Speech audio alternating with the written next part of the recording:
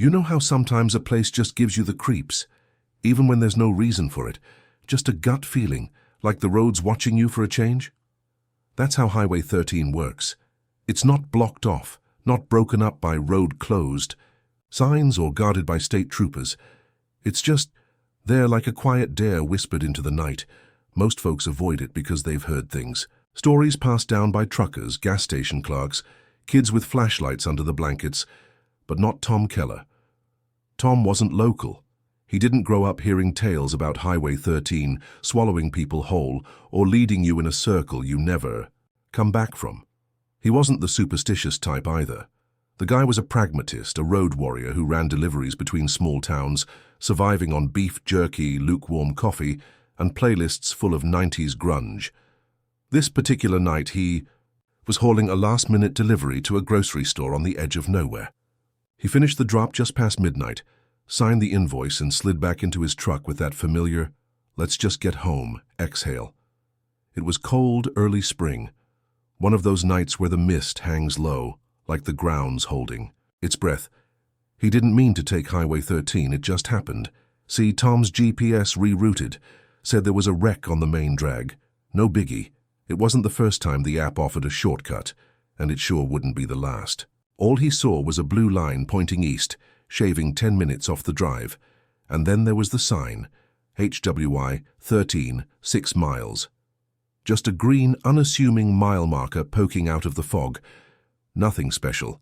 In fact, if he hadn't looked up from his coffee right at that moment, he might have missed it entirely.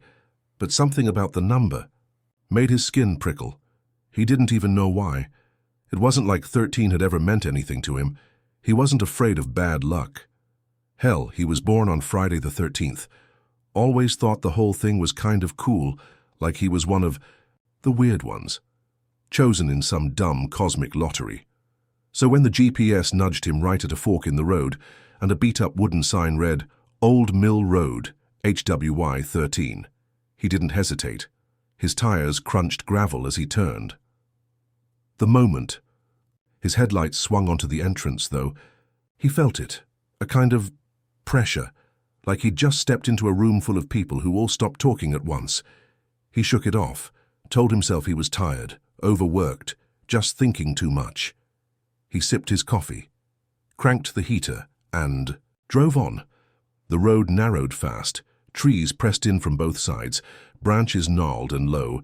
Some of them looked like they were reaching down, just enough to scrape the roof of the cab.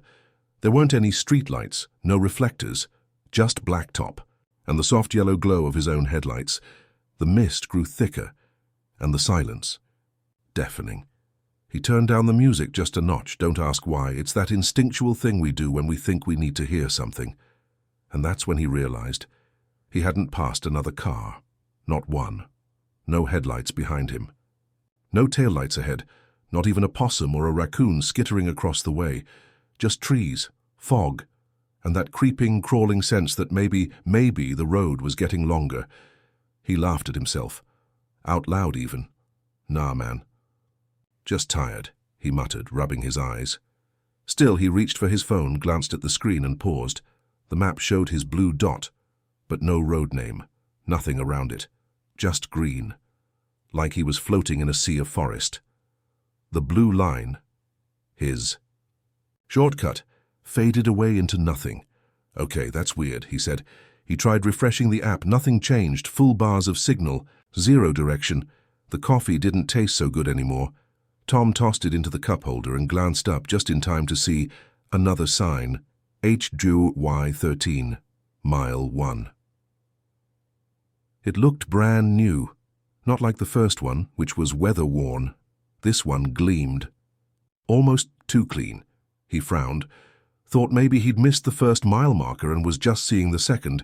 Then, exactly 2 minutes later, another sign appeared. HWI 13, mile 1. He slowed down. That can't be right. The odometer hadn't reset. He'd definitely moved forward. But the road didn't agree. Then came the third mile 1 sign. This time he stopped, put the truck in park, sat there with the engine running, the ticking of the dash echoing in his ears like the beat of a heart. He leaned forward, peering through the windshield like something might materialize out of the dark. Nothing did. He checked his watch. It was still working, ticking along like time was normal, but something sure as hell wasn't, because this wasn't just some weird GPS glitch or a lazy county maintenance crew messing up the mile markers. No, this road was looping. And Tom? He'd just made the wrong turn into something he didn't understand. Tom sat there for a long minute, long enough that the engine fan kicked on and off again. He could feel it now. It wasn't just weird anymore. It was wrong. He looked in the rearview mirror. The road behind him was just as dark, just as narrow. He couldn't even see where the turn had been. No hint of the sign, no glint of the fork. Just blacktop stretching into oblivion. He turned the wheel, shifted into reverse, backed up a few yards. Still nothing behind him but that all-consuming fog. So he did what most folks with at least 1 foot still in the land of rational thought would do. He turned the truck around and headed back the way he thought he'd come. The silence had thickened, like someone had turned the world's volume knob all the way down. Even the trees weren't moving anymore. The fog, however, seemed to be alive. It slid around the truck like a living thing, curious maybe, or just waiting. Tom kept his eyes on the road, focused, determined. He drove 10 minutes straight, careful. Not to speed, but then HY13 mile 1 again. He blinked, hit the brakes. Nope, he whispered. No, sir, no way. He got out this time, left the engine idling, walked up to the sign, brand new, pristine metal, still no rust, still. Mile 1. He walked a few feet ahead, listened. Nothing. Not even the crunch of gravel under his boots. It was like the fog had swallowed sound whole. That's when it clicked. It wasn't just looping, it was resetting, like he was stuck in some kind of old-school cartridge game. Drive too far? Back to start. Turn around? Still back to start. The road wasn't real, or maybe it was, but not the way roads are supposed to be. All right, he muttered, sliding back into the cab. You want to play weird, I can play weird. He cracked open a fresh energy drink from the cooler, turned the heat up and decided to just drive. No turning around, no stopping, just keep the wheels moving forward. And for a while, it worked. He passed mile 1, then again, then again. Each time it got darker. Not just nighttime dark. I'm talking about the kind of dark where your headlights feel like flashlights pointed into a void. The trees thinned, but somehow the road didn't get wider. It just stretched.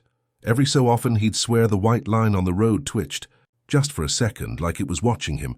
Then he passed something new, a tire, just one. Bald, chewed up, sitting dead center in the road. Tom swerved around it, checked his mirrors. Gone. He didn't blink, didn't react, not at first. Then came the billboard, not a normal one, not some ad for beef jerky or cheap motels. This thing was wooden, painted by hand. You chose wrong. Just that, in dripping red letters. The paint was fresh, still glossy. Tom's heart finally started to race. His breath caught in his throat like it was trying to run out of him. His mind was screaming now. Screaming logic, screaming math. I've driven 45 minutes. If I were going in a circle, I'd see something again.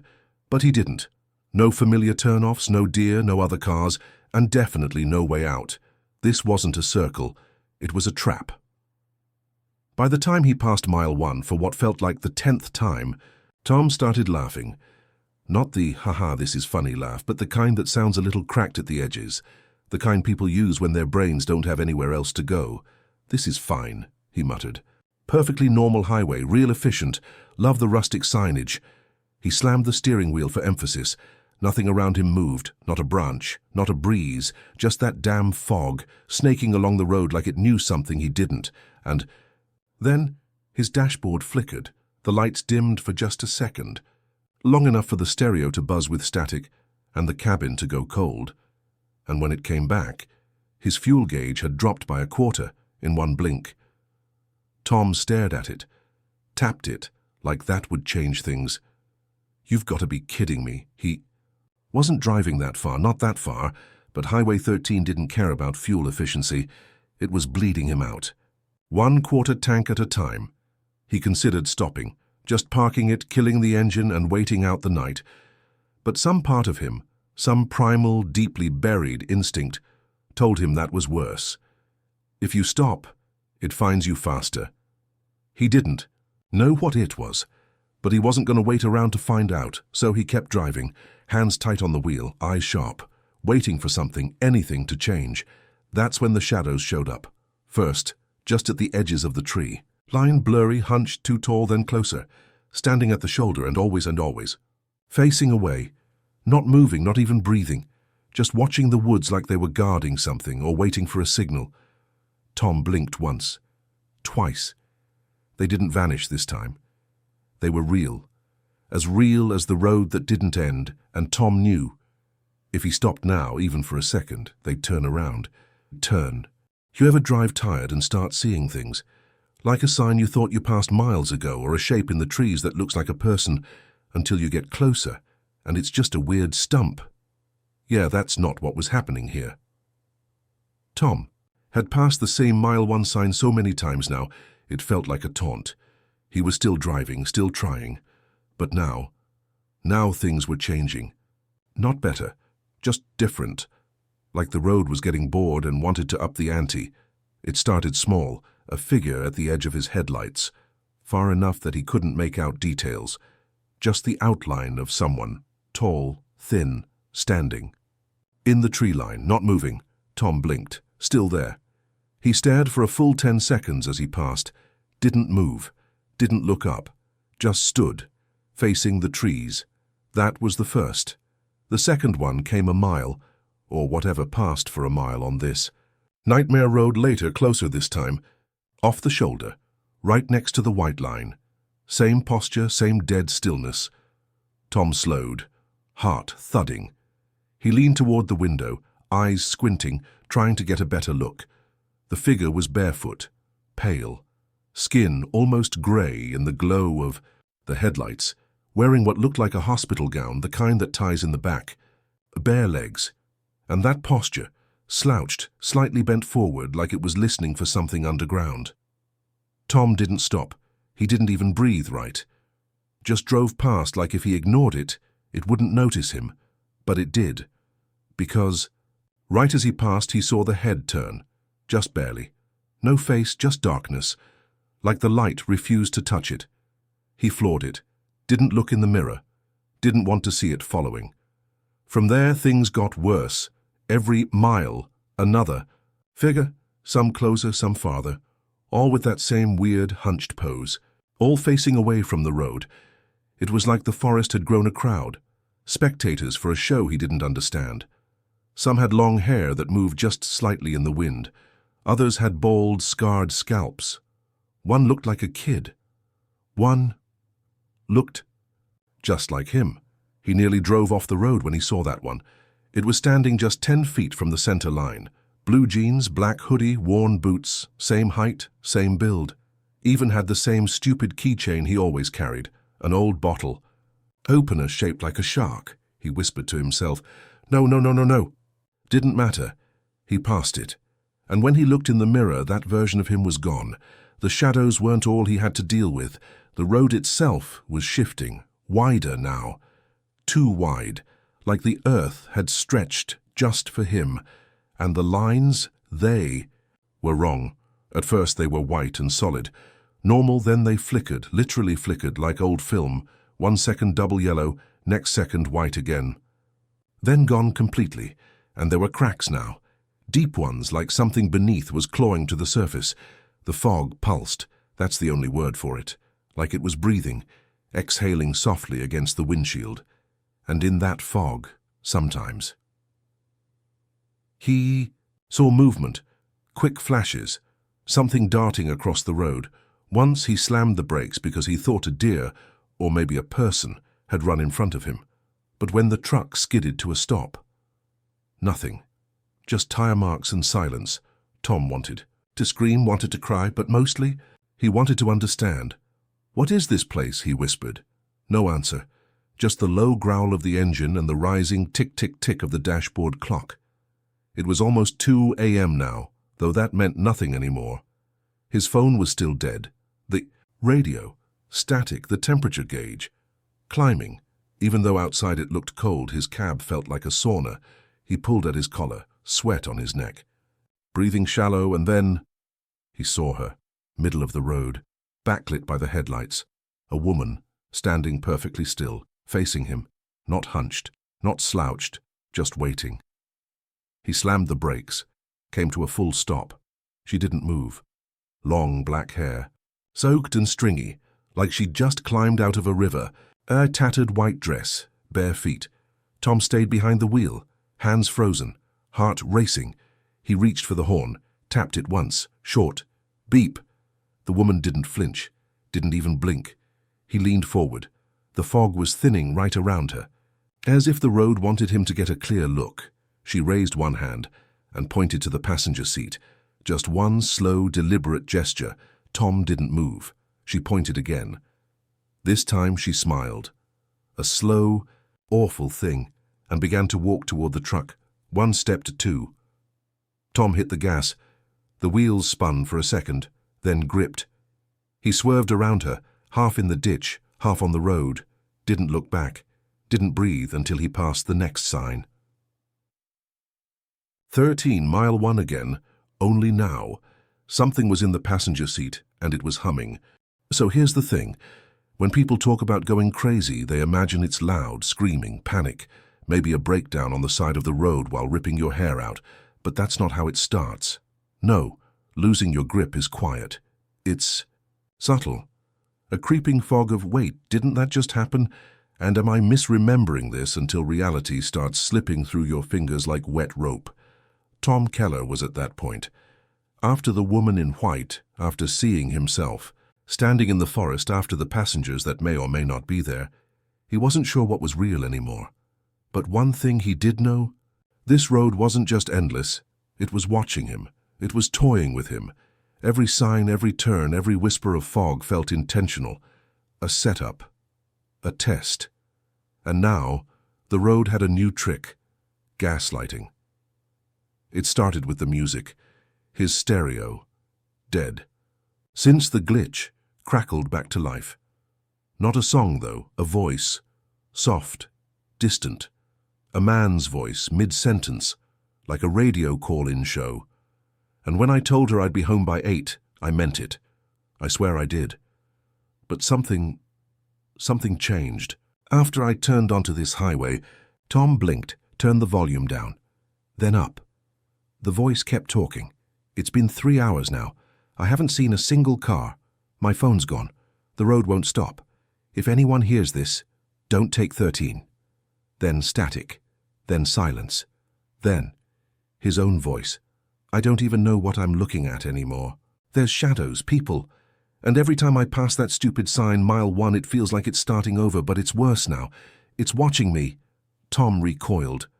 What the hell? It was him, his voice, word for word. A conversation he never had, at least not out loud. He turned the stereo off. Didn't help. Now it was coming from the speakers in the back seat, the ones that had never worked before. He ripped the cord from the AUX port. Silence, until the glove box popped open. On its own, he slammed it shut, locked it, kept driving. Then came the signs.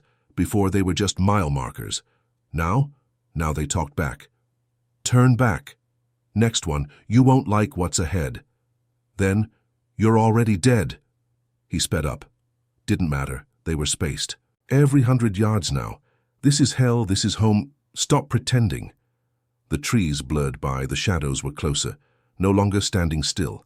They were pacing now, walking alongside the truck, keeping up without running, no faces. Just outlines. One of them slammed a hand on his window. Tom screamed, swerved, but didn't crash. He kept going. Then his phone buzzed. Out of nowhere he looked. Battery 8%, no signal, but one notification. Missed call. Mom. Tom's mom had been dead for 6 years. He stared at the screen, mouth open. Buzz, again. Incoming call. Mom, he. Didn't answer. He couldn't. It stopped. Then started again. Incoming call. Unknown. This time he picked up, held the phone to his ear. Dead air. Then, breathing low, wet, like someone was whispering just behind a wall of blood. He threw the Phone into the passenger seat didn't matter. The voice moved to the radio again. "You're not driving anymore, Tom." His foot slammed the brake, skidding, spinning. Truck came to a stop. Silence. He sat there, hands gripping the wheel so tight his knuckles turned white. Then, a knock. On the driver's side window. He didn't look, but he heard it again. Tap, tap, tap, and a whisper. "Why don't you let someone else drive?" When Tom finally looked, there was nothing there. No one in the seat next to him, no one outside, but the engine was running and the gear shift was already in drive. Tom had done a lot of night driving in his life. It came with the job. You get used to weird stuff on the road, owl eyes in the dark, flashes of movement that turn out to be wind-blown branches, late-night exhaustion hallucinations. But this was something else, something sentient, and it had just moved the gear shift to drive on its own. He was still parked, foot pressed hard on the brake, hands locked on the wheel like they were keeping him tethered to reality. But he could feel it now, not see it, not yet, just the weight, the pressure. Like someone was sitting in the passenger seat beside him, breathing slow, wet, and steady. He didn't look. He refused to look, because if he looked and something was there, that made it real. "Not today," Tom muttered. He slammed the gear into park, pulled the keys from the ignition, and killed the engine. Silence. Too much silence. Even in the middle of nowhere, there's always something. Crickets, the engine. Ticking, the wind whispering through trees. But now just void, and that weight in the seat next to him. Not moving, just existing. He reached across without looking and smacked the seat. Empty, or at least it should have been. But his hand didn't hit leather. It hit something else. Cold. Wet. Soft like rotted fruit. He yanked his arm back and finally looked. The seat was empty. Perfectly, creepily empty. That was the moment Tom started talking to himself. Not like muttering, not like, "Man, I'm tired" kind of stuff.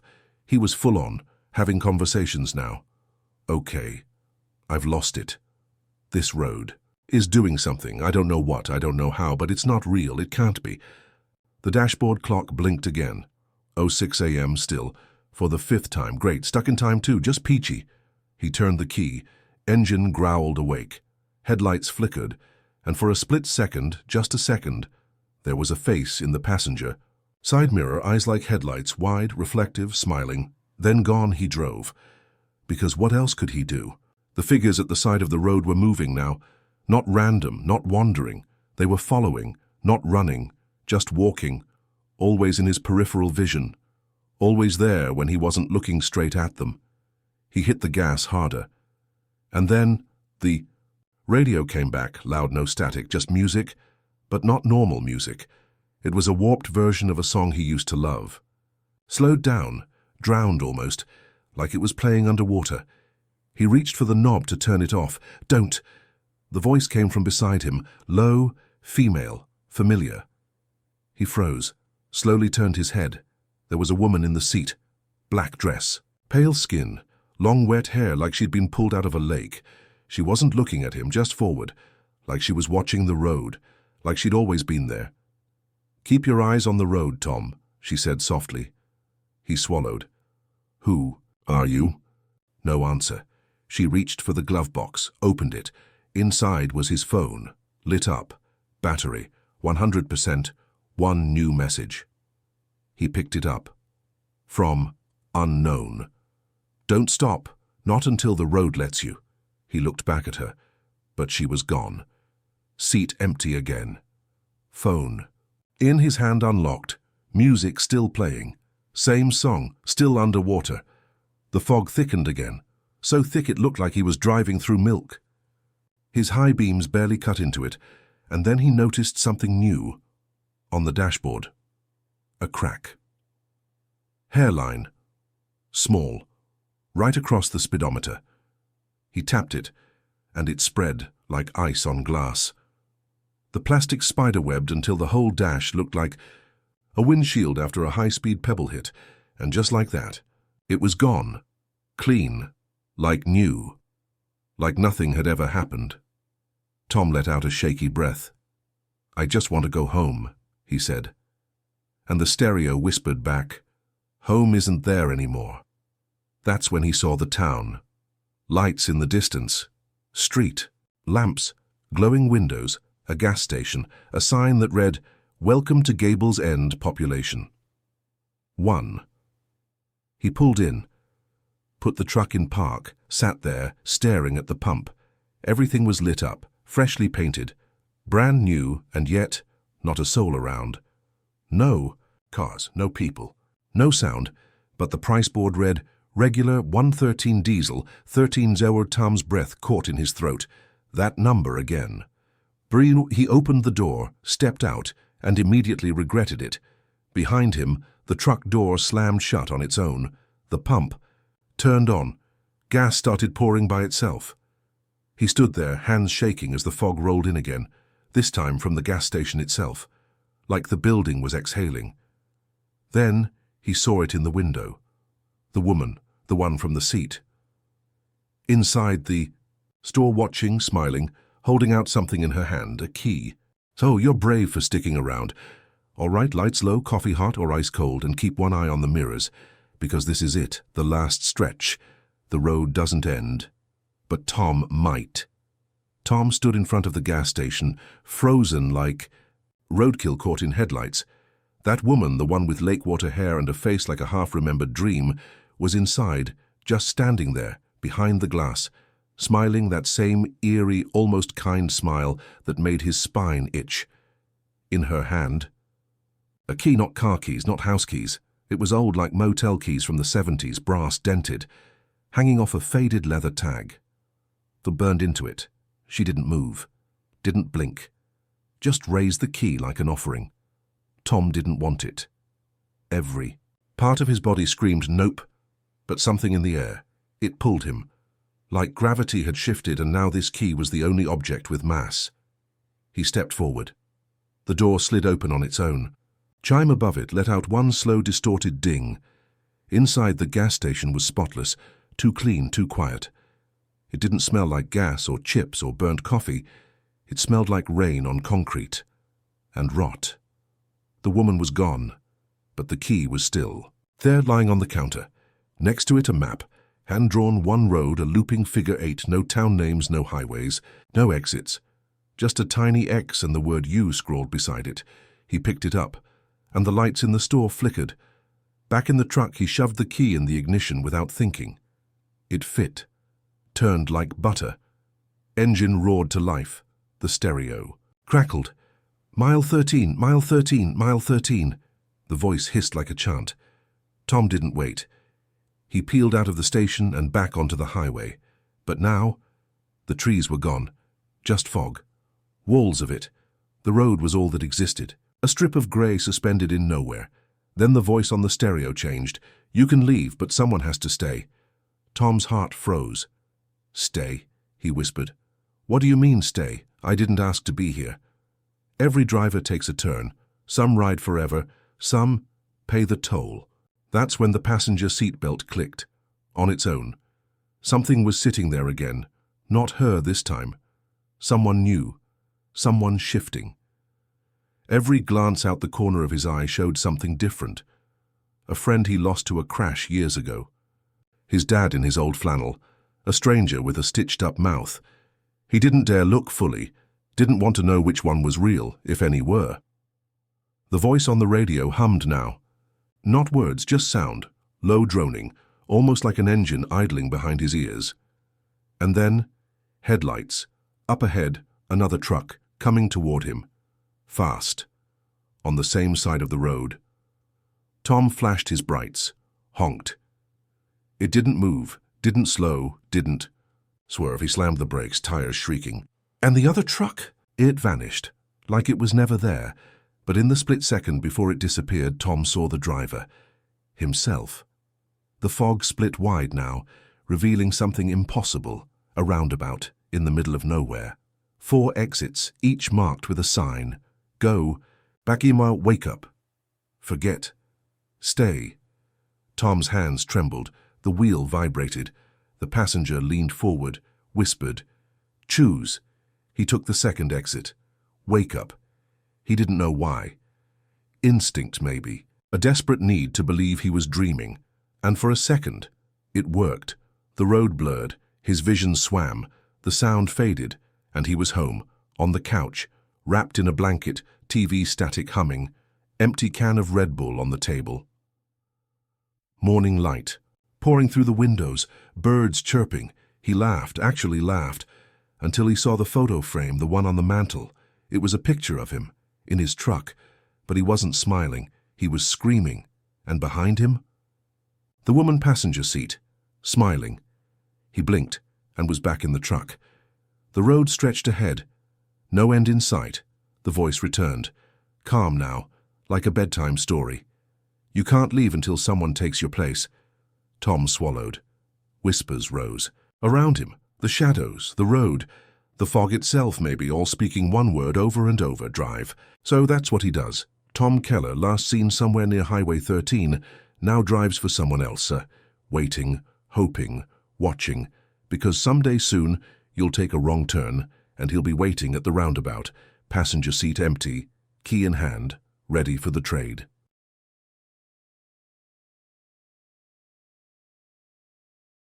You ever get one of those jobs that just feels off from the moment it lands in your lap? That's how it started for me. I've been behind the wheel of rigs for over a decade, running long hauls, picking up strange cargo from time to time. Sometimes it's a little weird, sometimes it's downright bizarre, but this one felt wrong from the start. It came through like any other dispatch. I was sitting in my truck parked in a greasy little diner off the highway. The hum of the lights above, the smell of coffee brewing, and the chatter of the waitress, all faded into the background as I checked my phone. It was just past midnight, a perfect time for an overnight run, when the message pinged in. Pickup, Warehouse 7, 1 a.m. Load confidential. Delivery Red River Storage Facility. Route no detours, time sensitive. The details were sparse, which usually means it's either a rush job or something weird. But hey, money's money, right?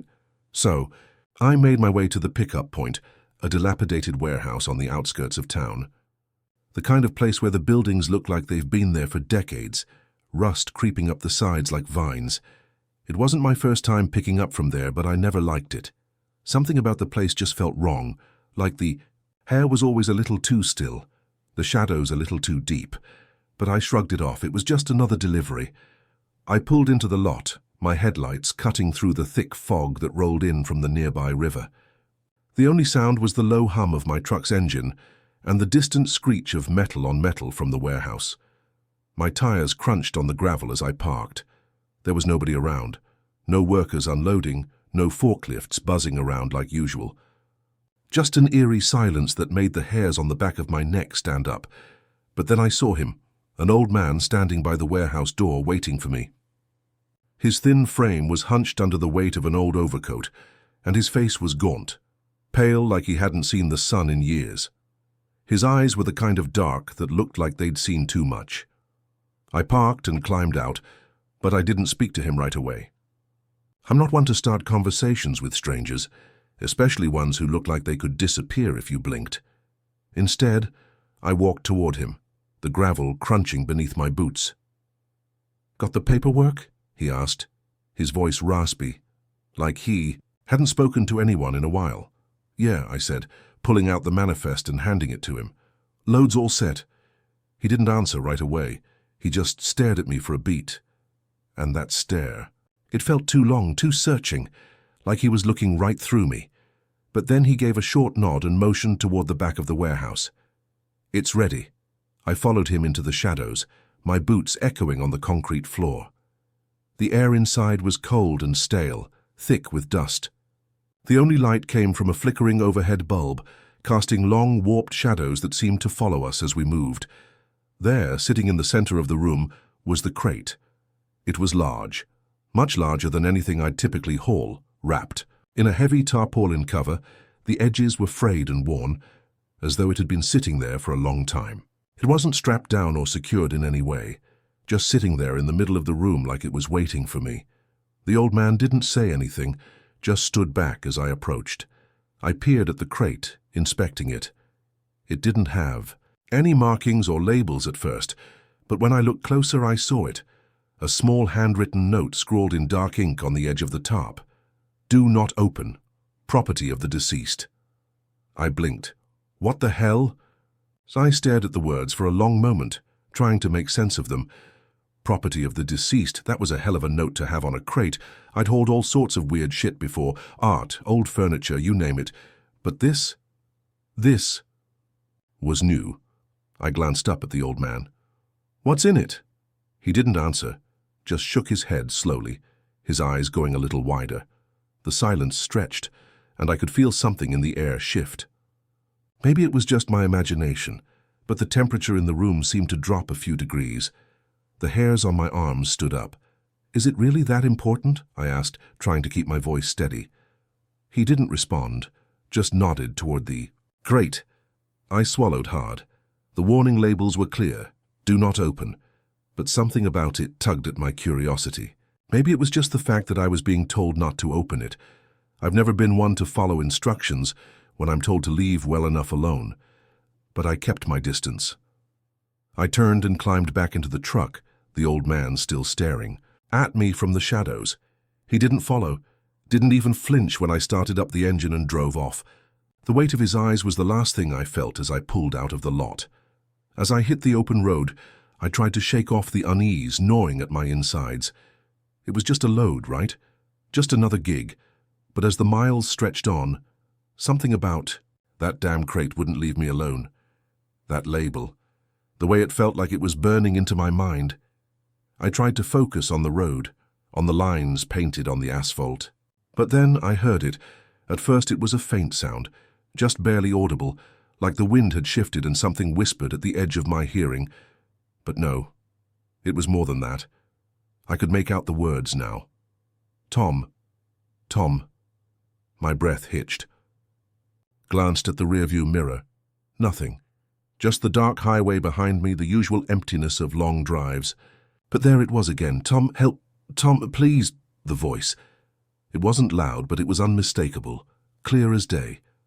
The hairs on the back of my neck stood up as I gripped the wheel tighter. "Who's there?" I muttered aloud. It was probably just my mind playing tricks on me, but I couldn't help myself. I looked around, scanning the horizon.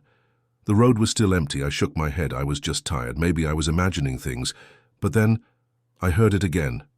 "Tom, Tom, please, help." This time it was closer. I slammed my foot on the brake, pulling off the side of the road with a screech of tires. My heart was pounding in my chest as I threw the truck into park. The engine rumbled to a halt, and I sat there in the silence, my hands trembling on the wheel. There was no way I could have imagined it. I hadn't been asleep. I wasn't losing my mind. The whispers, the voice. It was coming from the back of the truck. The hairs on my neck prickled. I didn't want to look, but I did. I got out of the cab and made my way around to the back. My breath puffed out in clouds in the cold night air. I had to know what was going on. I opened the truck's doors, and as I did, I swear to God, the temperature dropped another few degrees. The whispering was louder now, clearer. It was coming from the crate. "Tom, Tom, don't open it." The voice was almost pleading.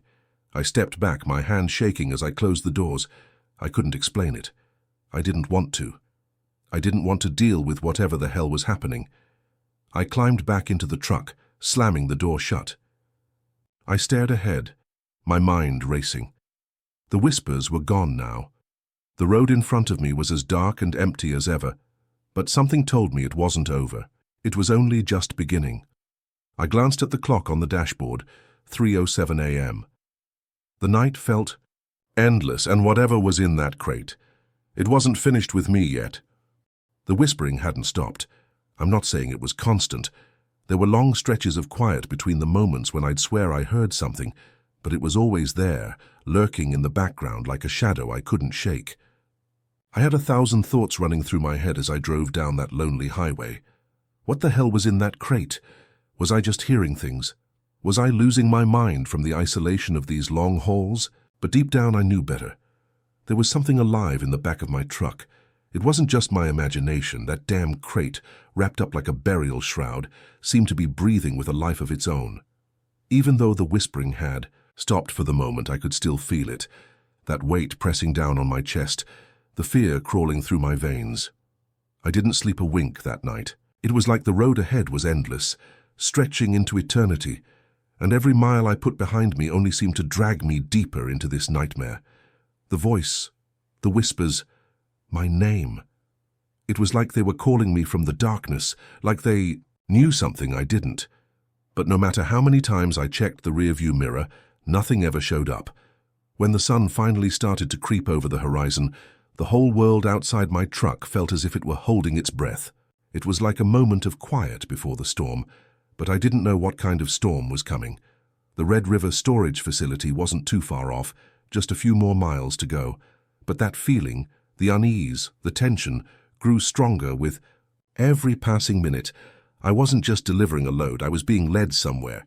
Something was pulling me toward this place, like it had a grip on me from the moment I took that job.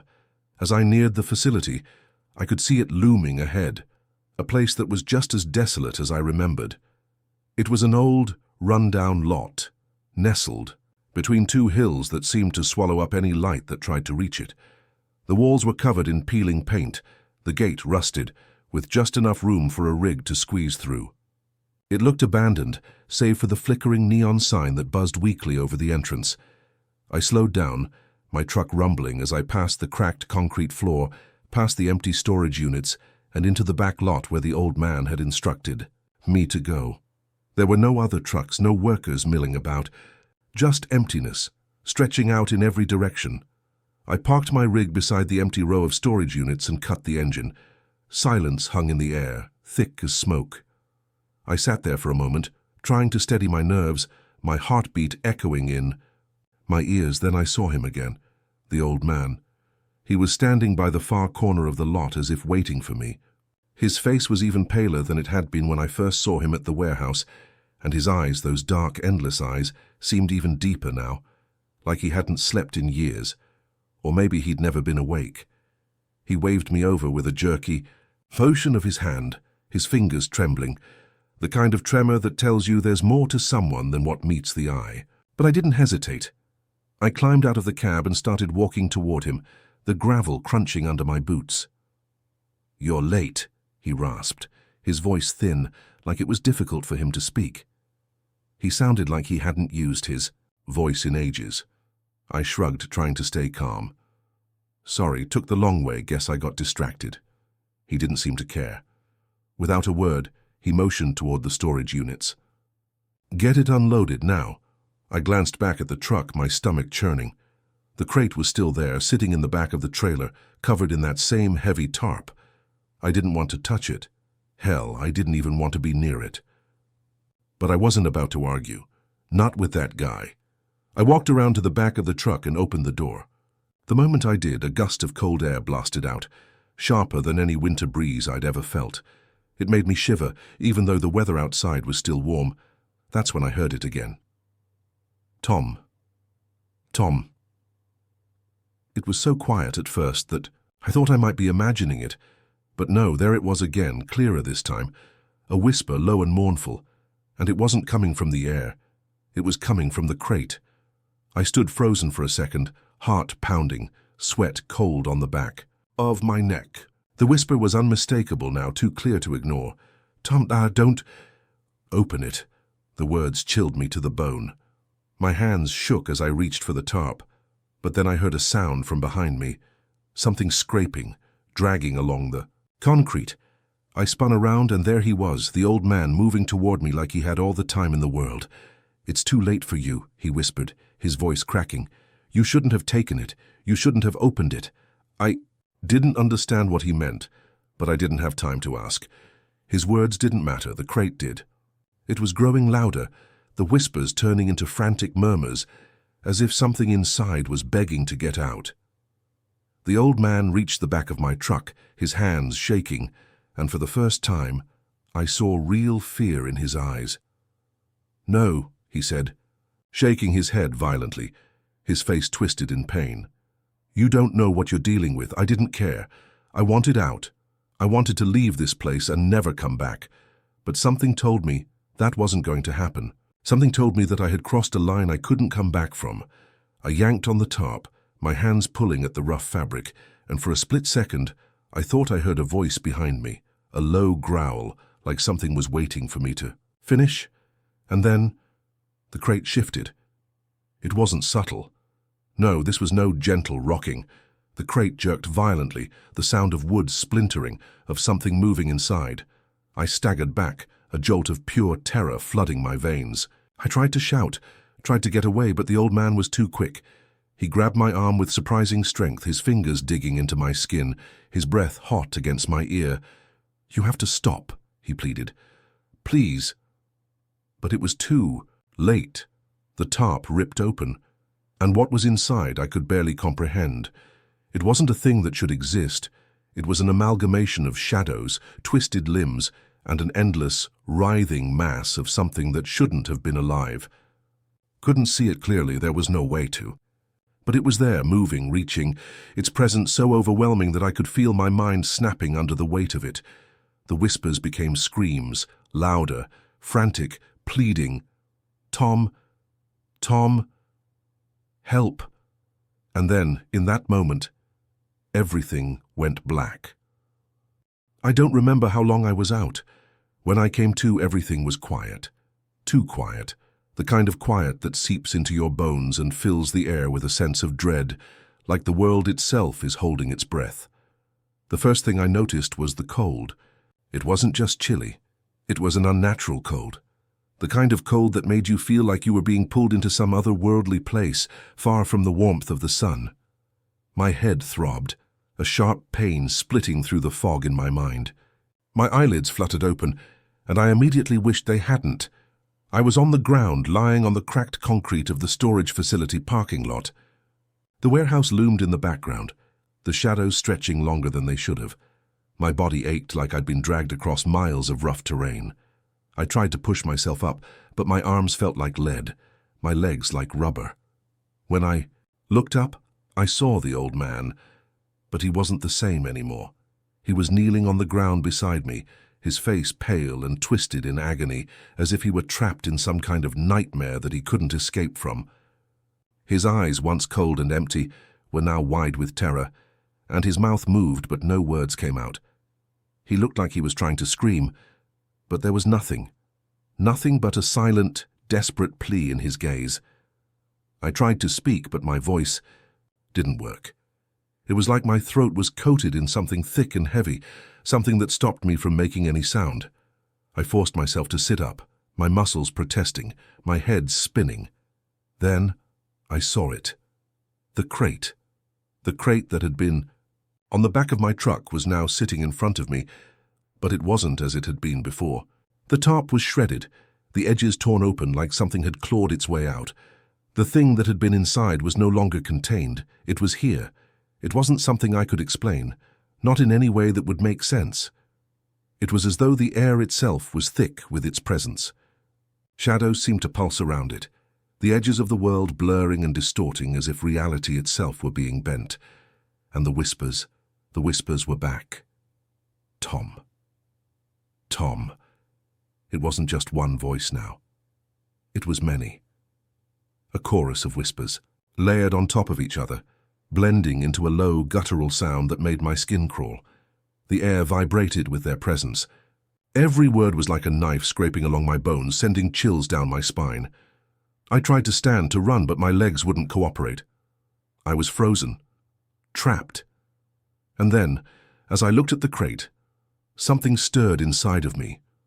A memory. A feeling that had been buried for too long.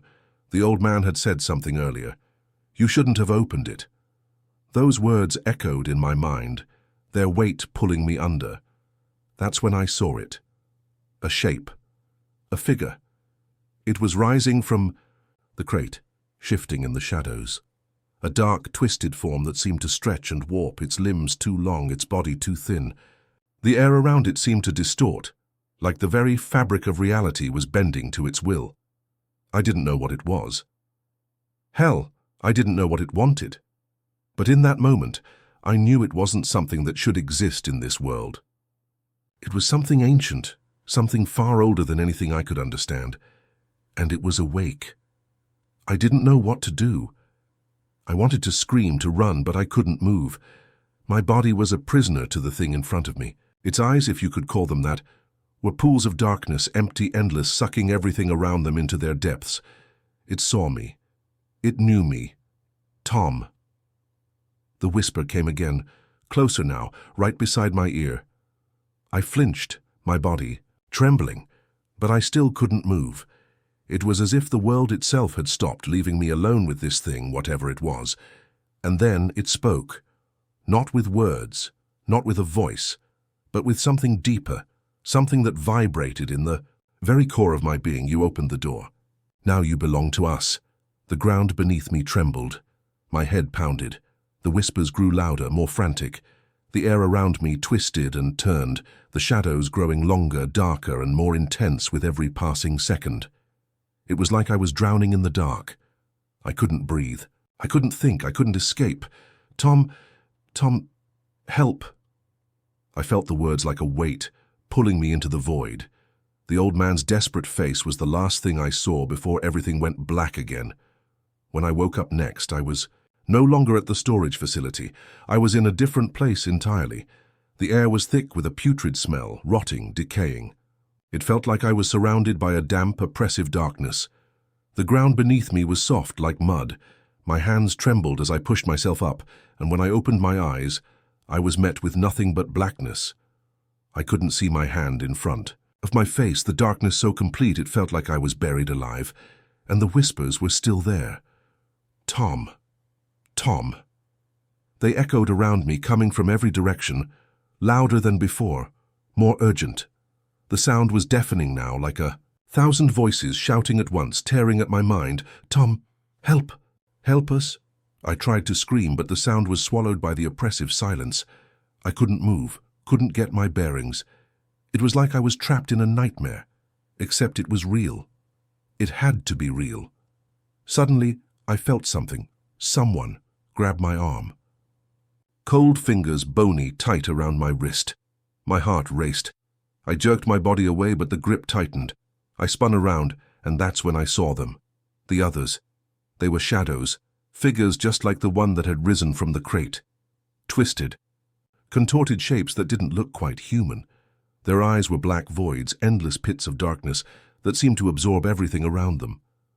They were whispering, chanting all at once, their voices blending into one horrifying sound. And then one of them stepped forward. It was the old man, but not the way I remembered him. His body was twisted, his face hollow and stretched, his eyes wide and wild. His lips were curled into a grimace, and the whispers poured out of him, blending with the others. You should have never opened the crate, Tom. You should have never opened the door. I tried to back away, but my legs refused to move. I was trapped, suffocating in the dark, surrounded by those things. And then, in the center of the shadows, I saw it again, the crate.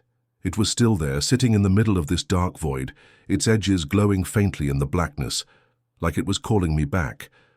I realized then that I was no longer in the world I knew, and whatever had been inside that crate, it wasn't finished with me yet.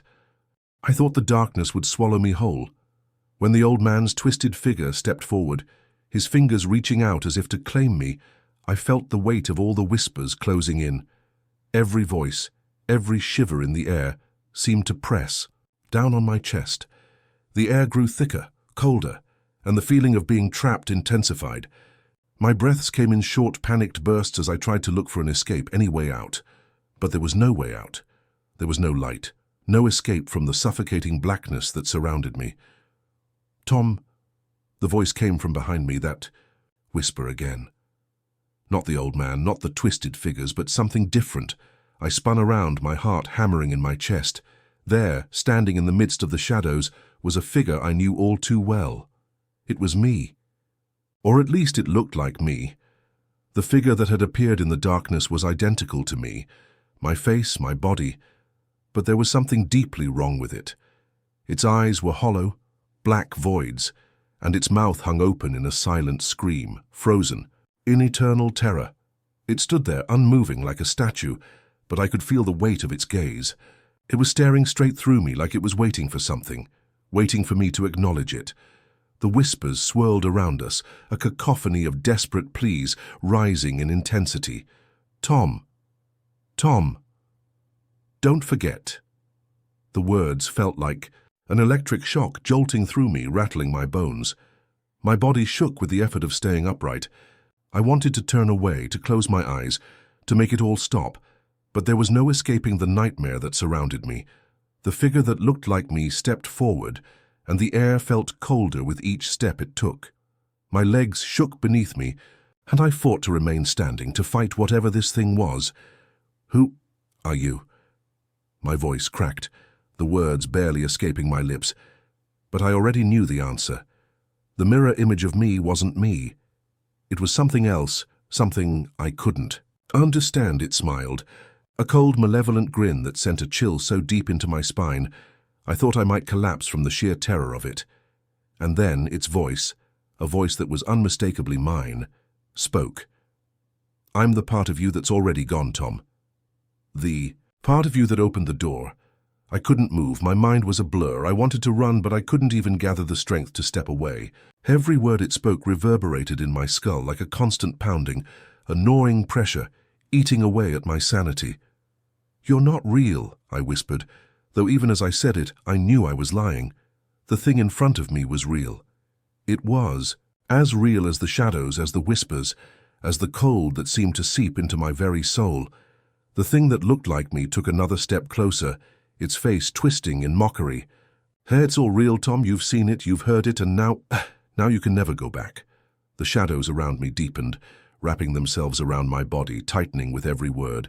I could feel them crawling along my skin, leaving a trail of ice behind. And in the distance I heard the low, guttural growl of something that wasn't human. I turned, desperate, looking for anything that could help, anything that could end this nightmare. And that's when I saw it. The crate. It was in the center of the shadowy void, glowing faintly as if it were pulling me toward it, like a magnet to metal. The shape inside it was still there, shifting, twisting, hungry. It was almost as if it was waiting for me to come closer, to finish whatever had been started. "It's not done with you yet, Tom."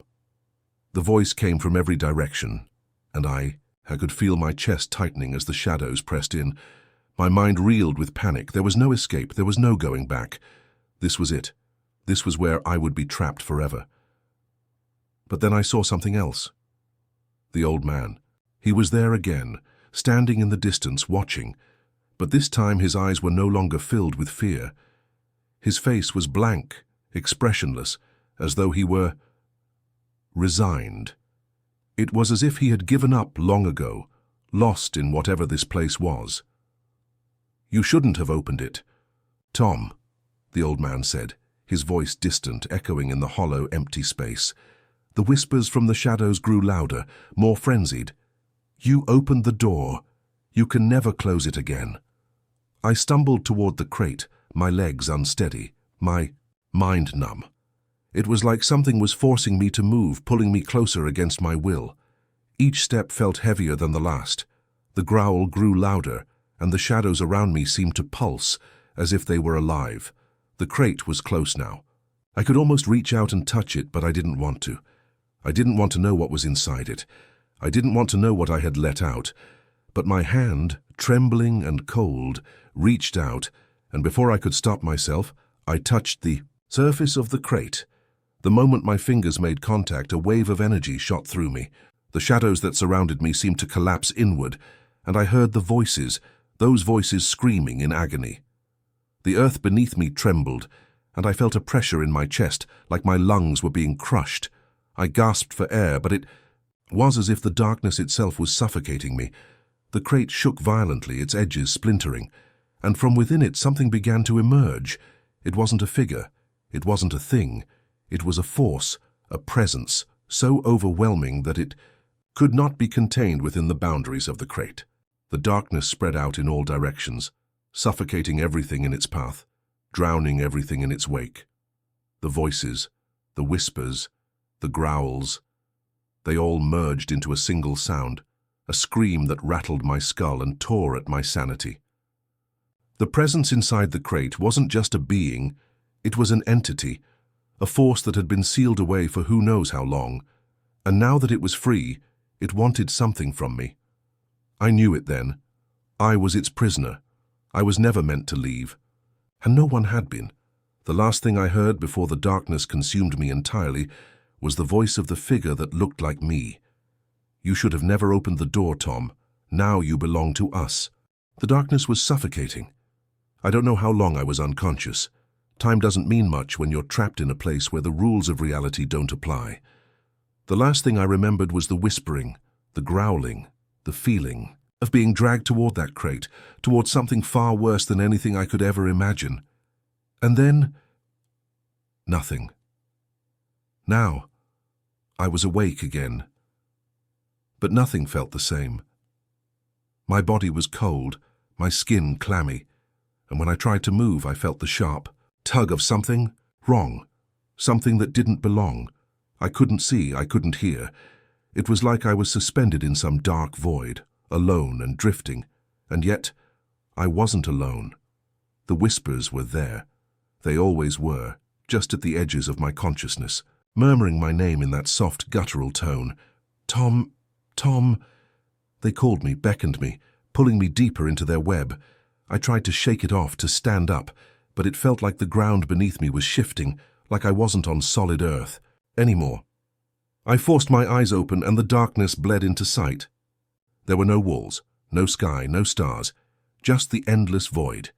It was like being inside a suffocating black fog, the air thick and oppressive, the kind that presses against your lungs and makes you want to scream. But there's no sound. Not here. And then I saw it. The figure.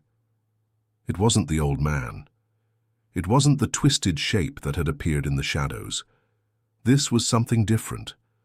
Something familiar. It was me. But not in the way it had been before.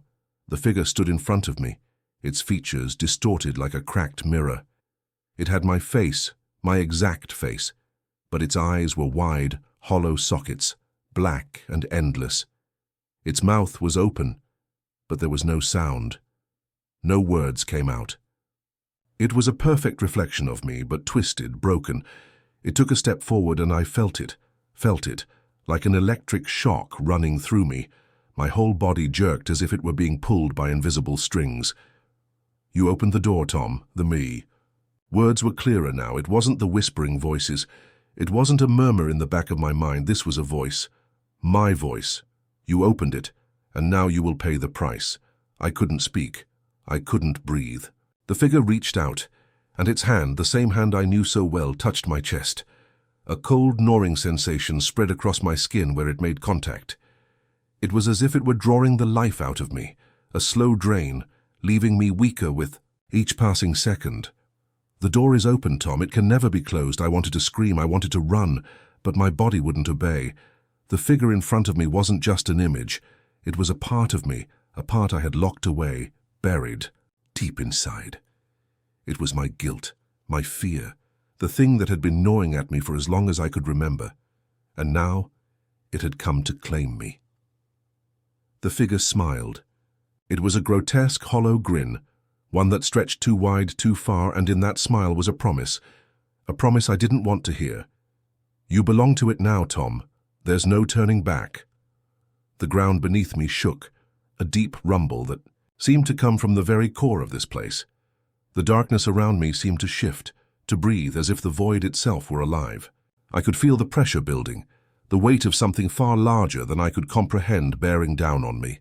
Then I saw it again, the crate. It was there in the distance, its edges glowing faintly, the shadows swirling around it. It beckoned, to me, pulling me closer, as if it were calling me home. I didn't want to go near it. I didn't want to remember what had happened the last time I had touched it, but I couldn't help it. My feet were moving on their own, dragging me toward it, like some invisible force had taken control of my body. I tried to stop, to fight against it, but it was useless. My legs carried me forward, each step heavier than the last, like I was wading through thick mud. The closer I got, the more suffocating the air became. The growls from the shadows grew louder, the whispers more frantic, more insistent. "Help us. Tom, you must remember." The voices were everywhere now, overlapping, mixing together. They were all around me, inside me, screaming, pleading, calling to me. I reached the crate, and when I touched it, a violent surge of energy shot through me. The air crackled with electricity, and I could feel the pulse of something ancient, something dark radiating from the crate. It was more than just an object. It was a vessel, a prison. And now that I had touched it again, I could feel its power, its hunger spreading through me, sinking deep into my bones. And then it spoke. Not with words, not with sound. It spoke in a way that wasn't audible. It was a feeling, a presence, a wave of knowledge that rushed into my mind, overwhelming me. "You are ours, Tom. You will never be free." I couldn't scream. I couldn't even think. The voice of the crate, the presence inside it, was too powerful. It consumed me, suffocating everything else. The shadows that had been swirling around me pressed closer, wrapping around my body like chains, binding me to the crate. You opened the door. Now you belong to it. The ground beneath me cracked open, the darkness spilling from the cracks like a flood.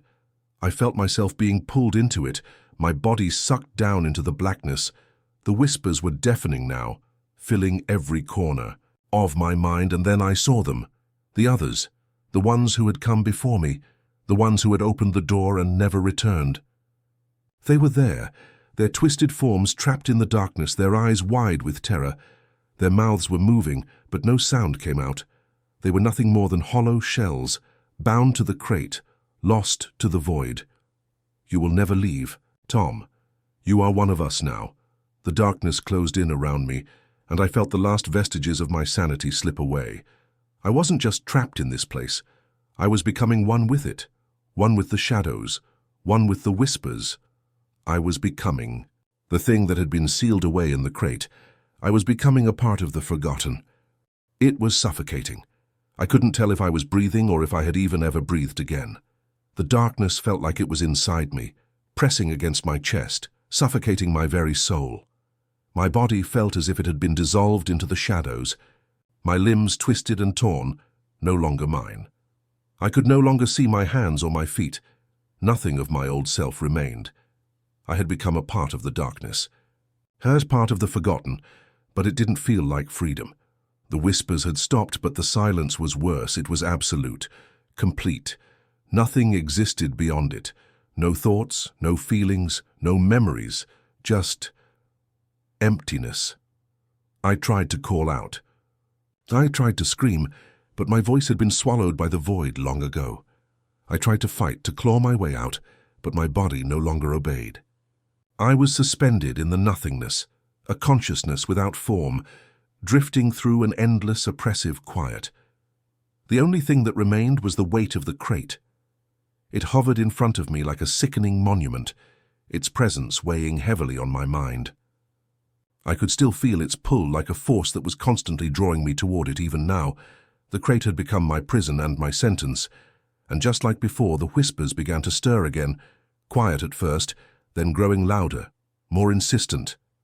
"Tom." The voice was weak at first, like a faraway echo, but it was unmistakable. It was my voice. "Tom, don't forget." I felt a flicker, a spark of something human deep inside me, a remnant of who I was before I stepped into this place. I had to fight. I had to remember. I had to find a way out. I pushed against the darkness, focusing on the faintest of sounds, the whispers, the echoes of the past. It was all I had left. I thought of the life I'd lived, the truck, the road, the old man, and the fear I'd felt the moment I opened the crate. I had thought that the job was just another day on the road, just another load to drop off. But the moment I'd opened the door, it had all changed. That was the mistake. That was the door I should have never opened. You should have never opened it, Tom. The voice was clearer now, more distinct. It was the old man. His words had been the first to truly break through the void. You shouldn't have opened it, but what choice did I have? It had been too late from the start. The crate was always waiting, and now I was paying the price. I could feel it again. Them, the other lost souls trapped in this place. They were here with me, somewhere in the dark. I wasn't alone. I couldn't see them, But I could sense them, the ghosts of those who had come before me, the ones who had opened the door and sealed their fates. Help us. The voices were faint, desperate, blending together into a single sound. I could hear their pleas, but I couldn't help them. And I realized with sickening clarity that I wasn't just here to suffer. I was part of it. Part of the cycle of the forgotten, doomed to exist in this dark void, forever bound to the crate, to the shadows, to the thing that had been sealed away. There was no escape. There never would be. But even in the crushing despair, a thought lingered, a realization that began to surface from the pit of my mind. The crate, the thing inside it, was not just a trap. It was a prison, not for the living, but for something. Far worse, something ancient, something that fed on the lost. You opened the door, I whispered into the darkness, my own voice the only thing that existed. And now we are all lost. There was no answer at first, just silence, stretching on forever. The emptiness was unbearable. And then, something shifted. The crate trembled, its surface crackling with energy, as if something was stirring. Inside of it, it didn't feel like the shadows were pulling me anymore. It felt like the crate itself was drawing me in, like I was being called by something far worse than I could ever have imagined. The whispers. No, not whispers anymore. Screams were. Back they were louder now, more frantic, rising up from every corner of the void. You opened the door. You cannot close it now. The voices weren't just from the forgotten. They were from inside the crate. The thing that had been sealed away for so long was waking up. And I was the one who had unleashed it. I could feel it, shifting and writhing inside its prison, fighting to break free. It wasn't human. It wasn't even alive, not in any way I could comprehend. It was something older, something darker, a force that existed beyond time, beyond life, beyond death. And now that it was free, it would never be bound again. We are the forgotten, and now you are with us. I was no longer sure if the voices were the lost souls, or if they were the thing that had been trapped within the crate, speaking through them. The lines between us had blurred, and there was no longer a clear distinction between the darkness and the light. It was all one thing now, this place, this prison, this curse. And then, the earth began to tremble. The air itself seemed to warp and twist, like it was being torn apart. The shadows were growing, the cracks in the darkness widening, and from within the crate something more than a voice filled the void. It was an urge, a compulsion, like a scream rising up from the deepest recesses of my mind. It wanted out. It wanted to be free, and it was no longer asking. I could feel the pressure building in my chest like the very fabric of reality was about to tear. The ground under me shifted violently and I was thrown off balance, the pull of the crate stronger than ever. I could hear the whispers now, coming from every direction as if they were right next to me. You are part of it now, Tom. I was becoming something else. I could feel myself slipping away, my identity eroding as I was swallowed by the darkness, consumed by the void, by the thing that had been freed.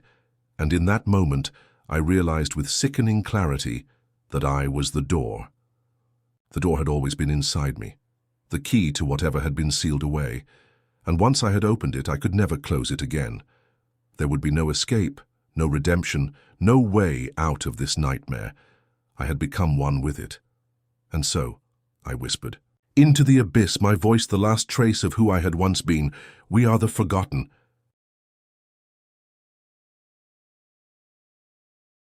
You know that feeling when you get a call and you're not sure if it's going to be good news or bad? Well, for me, it was the beginning of a nightmare I'd never forget. It was around 2 a.m., and I had just pulled into a truck stop somewhere off a desolate highway. I was tired, honestly, about ready to crash for a few hours. Just my luck, the phone buzzed. I grabbed it, half hoping it was nothing important, so I could just hit the pillow and forget about the road for a while. But no. It was my dispatcher. Jake, I got a load for you, he said, his voice crackling through the phone. You're going to pick up a shipment at the morgue down on 5th and Green. You'll head out of town, drop it off a few hundred miles away. Nothing too complicated, just a quick run. Now, I don't know about you, but when someone tells me I'm picking up a load from a morgue in the middle of nowhere, that kind of makes me pause. But at the end of the day, it was work. I needed the cash. So I told him I'd do it, even though something in my gut didn't feel quite right. I hung up, threw the phone back on the passenger seat and sighed. I wasn't in the mood for anything strange, especially not after that long stretch of highway I'd just driven, but the thought of getting home sooner with a paycheck, that made me shrug it off. It wasn't like I was going to go back to sleep. Anyway, I downed the last of my coffee, cranked the engine and pulled out of the parking lot. The air was cold, biting through the cab of my rig, but it was that crisp, quiet kind of cold, the kind that made the night feel like it was holding its breath. As I drove toward the morgue, the streets seemed emptier than usual. The occasional streetlight would flicker above, but other than that it was all shadows and silence. My headlights cut through the fog as I turned onto 5th Street, just as the dispatcher had said. The building at the end of the street stood like a mausoleum, dark and ominous, with only a few weak lights illuminating the edges. I parked the rig in front, my tires crunching over the gravel. The building seemed to sigh with the weight of the night, like it had been standing there for decades, forgotten by time. A man appeared at the front door almost as if he'd been waiting for me. Tall, dressed in all black, his face hidden in the shadows of his hood. He didn't smile, didn't wave, just nodded and motioned for me to follow him inside. I killed the engine and climbed out of the truck, stretching my legs.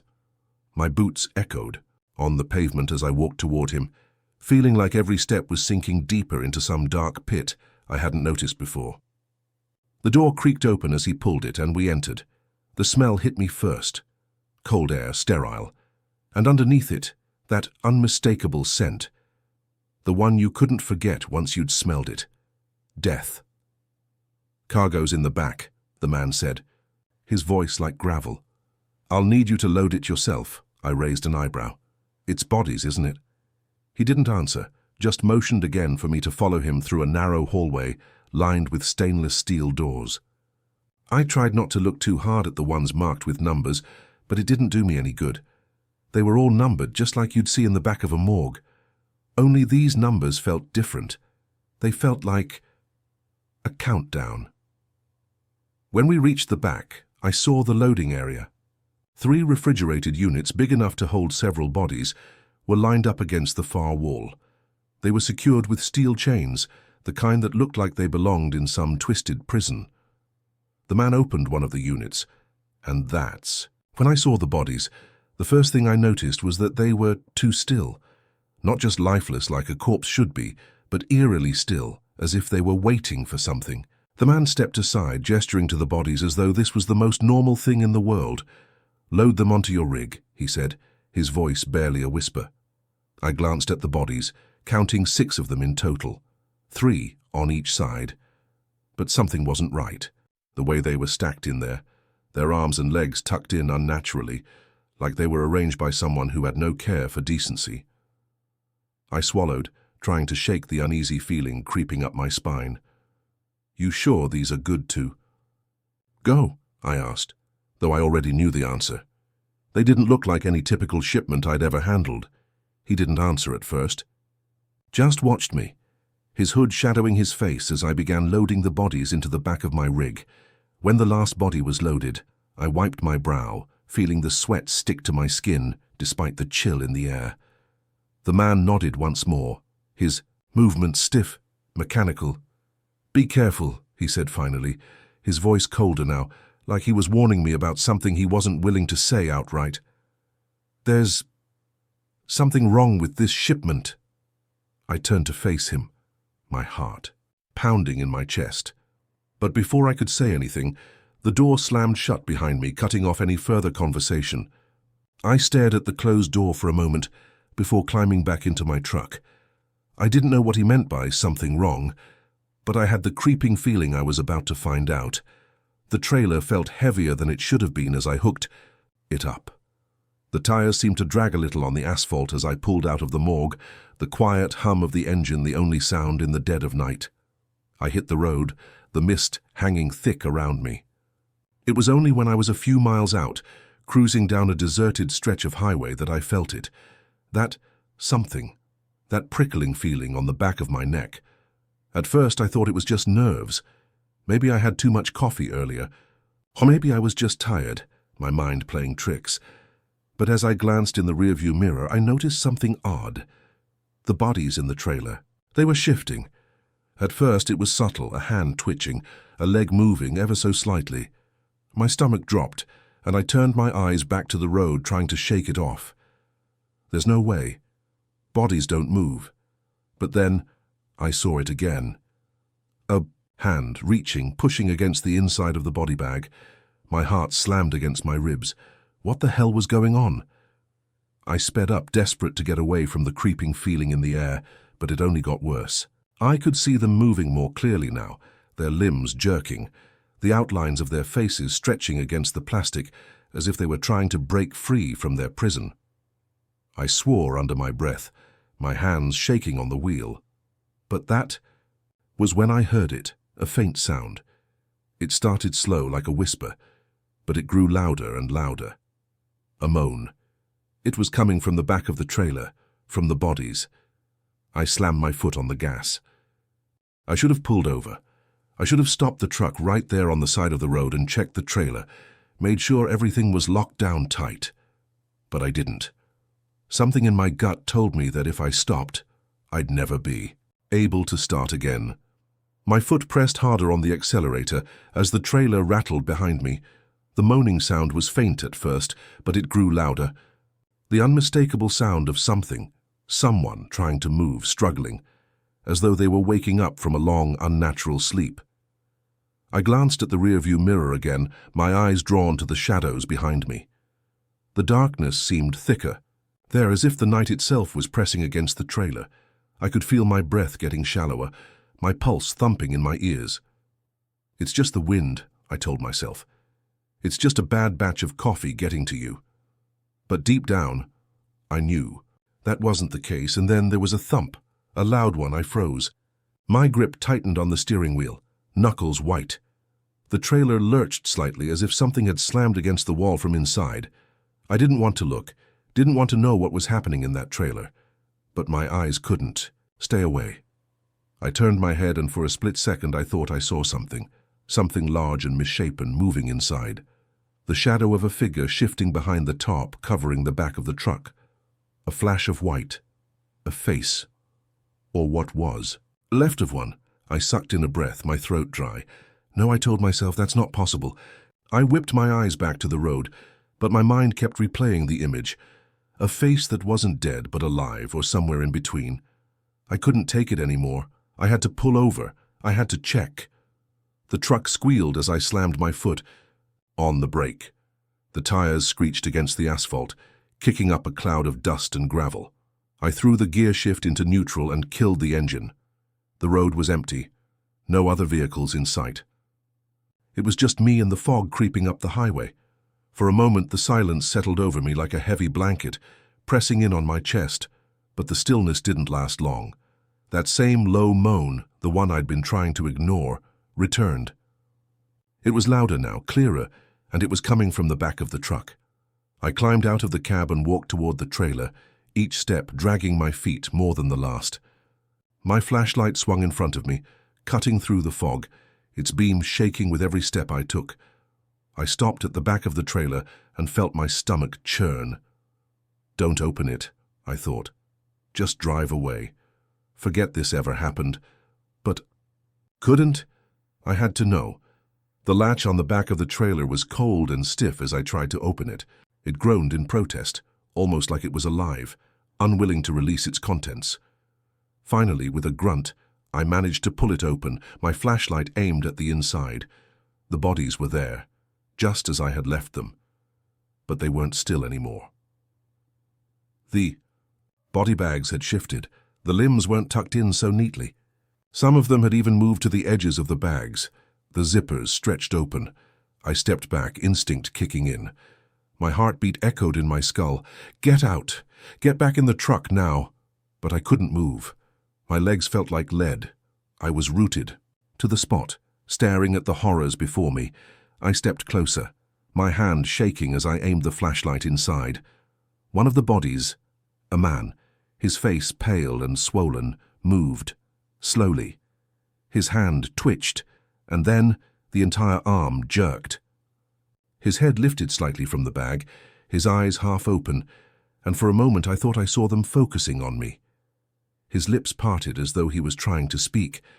I stumbled backward, my heart slamming in my chest. "Shit! No!" I yelled, my voice breaking as panic set in. I fumbled for the latch to close the trailer, but before I could manage, the body jerked again, more violently this time. The others, what was left of them, began to move too. Twitches, lurching, like they were rising from the dead. I don't know how I made it back to the cab of the truck. My head was spinning, the engine roaring to life as I threw it into gear. I didn't care about anything except getting away from that place.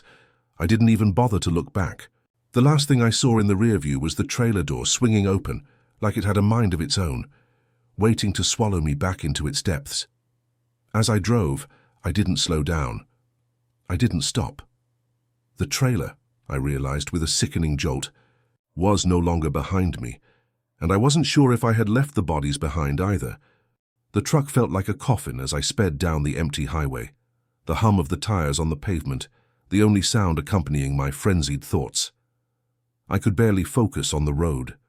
My mind kept racing back to the trailer, to the bodies, to their eyes. They hadn't been dead. Not fully. No, I didn't know what they were, but they sure as hell weren't normal. As I drove, I kept glancing at the rearview mirror, dreading the sight of the trailer pulling up behind me again. But there was nothing. The road was empty, silent. It was like the whole world had gone still. The fog had swallowed everything, leaving me isolated in my own thoughts, suffocated by the unanswered questions.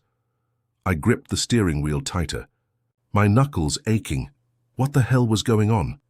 I tried to push the panic down. I needed answers. I needed to figure out what had happened before I completely lost my mind. My brain kept circling back to the morgue, to the loading dock, to that cold, quiet place. I had to go back.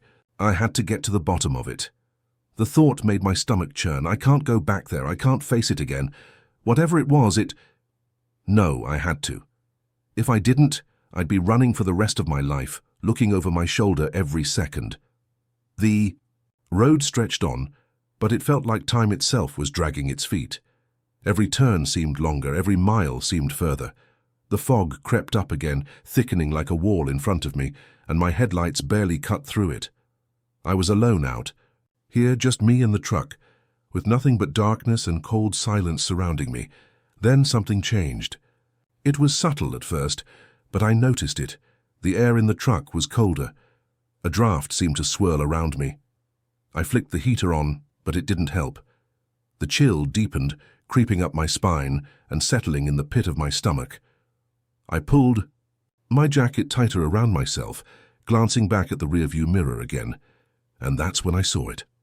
A shadow. It was a fleeting movement, too quick for me to get a good look, but I knew what it was. The trailer. It was there. I slammed my foot on the brake, the truck jerking forward with a sickening lurch.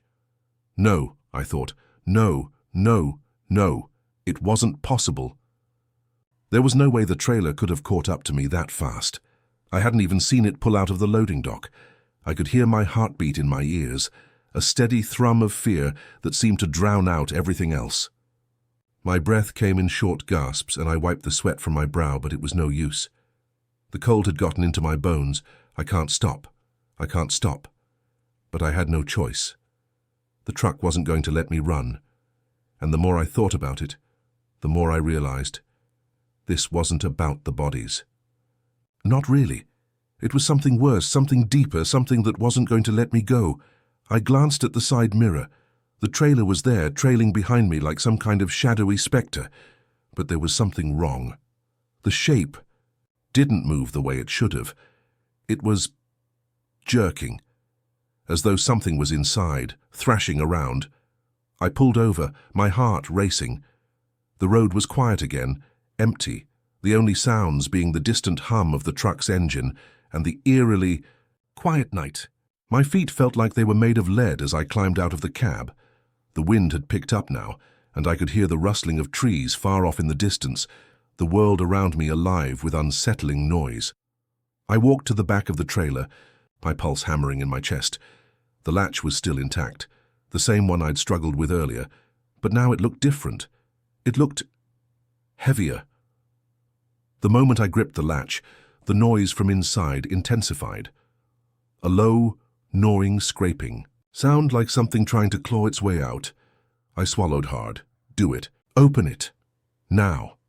I didn't know where the thought came from, but it was enough to push me forward. I yanked open the latch, and the door creaked loudly as it swung open.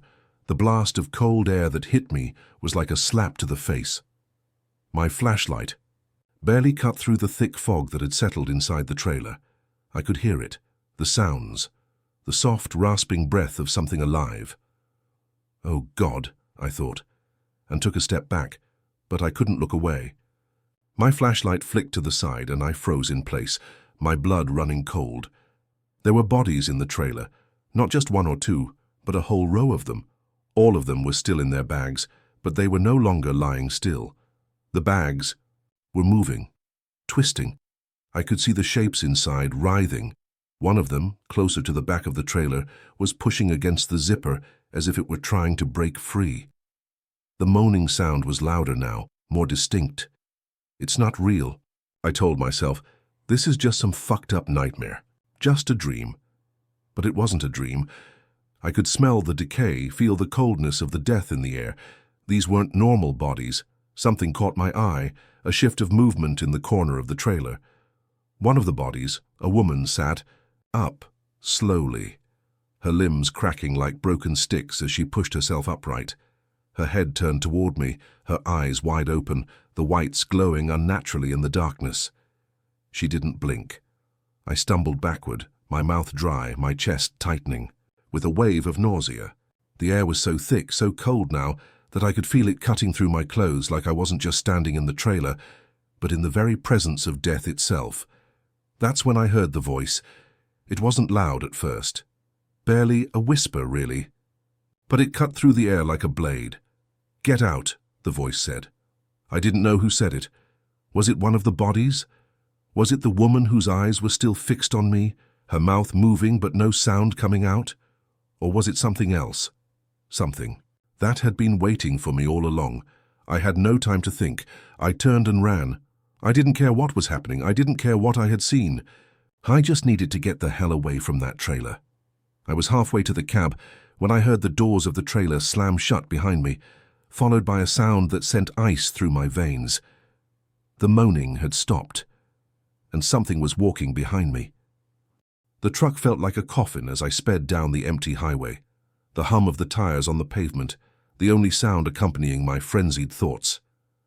I could barely focus on the road. My mind kept racing back to the trailer, to the bodies, to their eyes. They hadn't been dead. Not fully. No, I didn't know what they were, but they sure as hell weren't normal. As I drove, I kept glancing at the rearview mirror, dreading the sight of the trailer pulling up behind me again. But there was nothing. The road was empty, silent. It was like the whole world had gone still. The fog had swallowed everything, leaving me isolated in my own thoughts, suffocated by the unanswered questions. I gripped the steering wheel tighter, my knuckles aching. What the hell was going on? I tried to push the panic down. I needed answers. I needed to figure out what had happened before I completely lost my mind. My brain kept circling back to the morgue, to the loading dock, to that cold, quiet place. I had to go back. I had to get to the bottom of it. The thought made my stomach churn. I can't go back there. I can't face it again. Whatever it was, No, I had to. If I didn't, I'd be running for the rest of my life, looking over my shoulder every second. The road stretched on, but it felt like time itself was dragging its feet. Every turn seemed longer, every mile seemed further. The fog crept up again, thickening like a wall in front of me, and my headlights barely cut through it. I was alone out, here just me and the truck, with nothing but darkness and cold silence surrounding me. Then something changed. It was subtle at first, but I noticed it. The air in the truck was colder. A draft seemed to swirl around me. I flicked the heater on, but it didn't help. The chill deepened, creeping up my spine and settling in the pit of my stomach. I pulled my jacket tighter around myself, glancing back at the rearview mirror again, and that's when I saw it. A shadow. It was a fleeting movement, too quick for me to get a good look, but I knew what it was. The trailer. It was there. I slammed my foot on the brake, the truck jerking forward with a sickening lurch. No, I thought. No, no, no. It wasn't possible.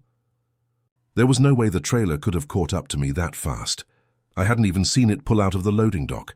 I could hear my heartbeat in my ears, a steady thrum of fear that seemed to drown out everything else.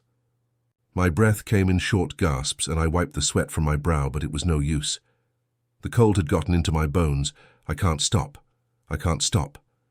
But I had no choice. The truck wasn't going to let me run. And the more I thought about it, the more I realized this wasn't about the bodies. Not really. It was something worse, something deeper, something that wasn't going to let me go. I glanced at the side mirror. The trailer was there, trailing behind me like some kind of shadowy spectre. But there was something wrong. The shape didn't move the way it should have. It was jerking, as though something was inside, thrashing around. I pulled over, my heart racing. The road was quiet again, empty, the only sounds being the distant hum of the truck's engine and the eerily quiet night. My feet felt like they were made of lead as I climbed out of the cab. The wind had picked up now, and I could hear the rustling of trees far off in the distance, the world around me alive with unsettling noise. I walked to the back of the trailer, my pulse hammering in my chest. The latch was still intact, the same one I'd struggled with earlier, but now it looked different. It looked heavier. The moment I gripped the latch, the noise from inside intensified. A low, gnawing scraping, sound like something trying to claw its way out. I swallowed hard. Do it. Open it. Now. I didn't know where the thought came from, but it was enough to push me forward. I yanked open the latch, and the door creaked loudly as it swung open. The blast of cold air that hit me was like a slap to the face. My flashlight barely cut through the thick fog that had settled inside the trailer. I could hear it, the sounds, the soft, rasping breath of something alive. Oh, God, I thought, and took a step back, but I couldn't look away. My flashlight flicked to the side, and I froze in place, my blood running cold. There were bodies in the trailer, not just one or two, but a whole row of them. All of them were still in their bags, but they were no longer lying still. The bags were moving, twisting. I could see the shapes inside writhing. One of them, closer to the back of the trailer, was pushing against the zipper as if it were trying to break free. The moaning sound was louder now, more distinct. It's not real, I told myself. This is just some fucked up nightmare. Just a dream. But it wasn't a dream. I could smell the decay, feel the coldness of the death in the air. These weren't normal bodies. Something caught my eye, a shift of movement in the corner of the trailer. One of the bodies, a woman, sat up, slowly, her limbs cracking like broken sticks as she pushed herself upright. Her head turned toward me, her eyes wide open, the whites glowing unnaturally in the darkness. She didn't blink. I stumbled backward, my mouth dry, my chest tightening, with a wave of nausea. The air was so thick, so cold now, that I could feel it cutting through my clothes like I wasn't just standing in the trailer, but in the very presence of death itself. That's when I heard the voice. It wasn't loud at first. Barely a whisper, really. But it cut through the air like a blade. "Get out," the voice said. I didn't know who said it. Was it one of the bodies? Was it the woman whose eyes were still fixed on me, her mouth moving but no sound coming out? Or was it something else? Something that had been waiting for me all along. I had no time to think. I turned and ran. I didn't care what was happening. I didn't care what I had seen. I just needed to get the hell away from that trailer. I was halfway to the cab when I heard the doors of the trailer slam shut behind me, followed by a sound that sent ice through my veins. The moaning had stopped, and something was walking behind me. The knocking stopped. That's the part I remember most clearly. The way the silence swallowed everything, suffocating, like the world had just held its breath. And I was left alone in that unbearable stillness. The truck had died on me. And so had the engine's rumbling presence, leaving me in the dead of night with nothing but the fog and whatever the hell had been following me. I didn't dare to move at first. There was something wrong with the way the air felt. Thick, like it was pressing down on me, making it harder to breathe. My fingers twitched on the wheel, but I kept them still, afraid that if I made a single motion, it would draw attention. As though I wasn't already standing out in the middle of nowhere, stranded with a truck full of bodies. Then I heard it again. The knock. This time, it wasn't coming from the back of the truck. It was from the passenger door. I snapped my head around, heart hammering in my chest. The door was wide open, the interior light faintly glowing in the dense fog, but there was no one there, no one at all. A chill ran through me, crawling up my spine and making my hair stand on end. It was one thing to hear knocking, but another thing entirely to feel it, like something was in there with me. Watching me, I could barely breathe. I knew that if I opened the door, I'd find something I wouldn't be able to unsee. But I couldn't sit here forever. I had to face it, didn't I?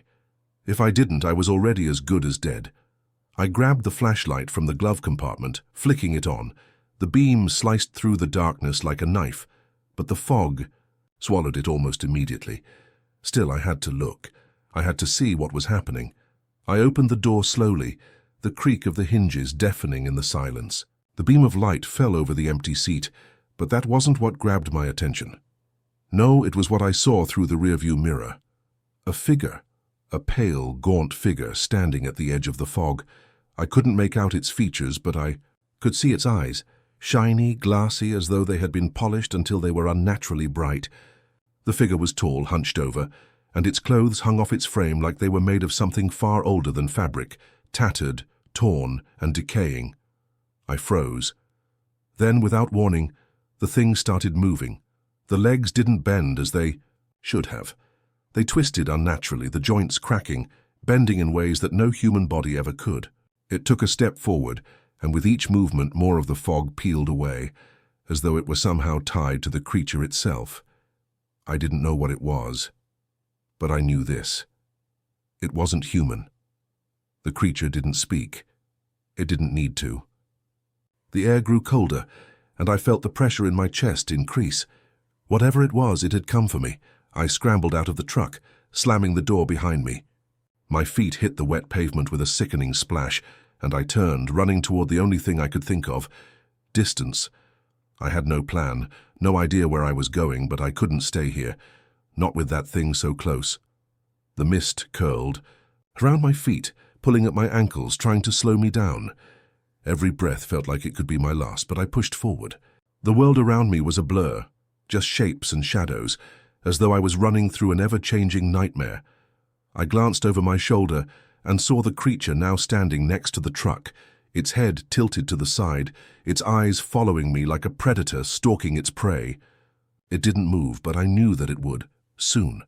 I pushed harder. I could feel my legs burning, but there was no stopping now. My mind was racing, desperately trying to come up with some kind of plan. But my thoughts were too scattered, too frantic. Then I saw it, a light. A warm, welcoming glow cutting through the fog in the distance. I didn't hesitate. I ran toward it, feeling the pulse of hope surge through me. A house, a cabin, a place with people, anything but this. Nightmare. But as I neared, the light flickered. It dimmed, and then, to my horror, I saw the figures, more of them. Out of the fog, slowly, shambling forward, figures with gaunt faces, their eyes just like the one I'd seen in the rearview mirror. They weren't walking. They were dragging themselves toward me like they didn't care how broken their bodies were. It didn't matter. They just kept coming. I stumbled, nearly falling as I tried to pick up speed, but the fog grew thicker, more suffocating. The figures didn't stop. They just kept advancing. They were everywhere now, at the edges of my vision, surrounding me, creeping closer and closer. I could hear their whispers now, the same whispers I'd heard back at the truck, soft, disjointed voices, like 100 souls calling out at once. Their words were indecipherable, but I felt the terror in them. It was like they wanted something, needed something, and that's when I realized it. The truck, the bodies, they weren't just moving, they were alive. Or maybe they'd never really been dead at all. They had been waiting for someone like me to come along. I screamed, as one of them lunged forward, its cold, bony fingers reaching for me. My heart slammed against my ribs, but before I could react, a voice, clear and unmistakable, sounded through the fog. "You should have left." And just like that, everything went black. When I came to, I was lying on the cold, wet ground. My body ached, my muscles stiff, my skin raw where I'd scraped against rocks or concrete or... God, I didn't even know. My heart was pounding in my ears, my breath shallow and ragged, like I had been running for hours. But that wasn't the worst part. The worst part was the silence. The fog had cleared.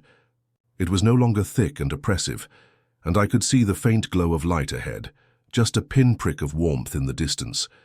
But everything around me felt wrong.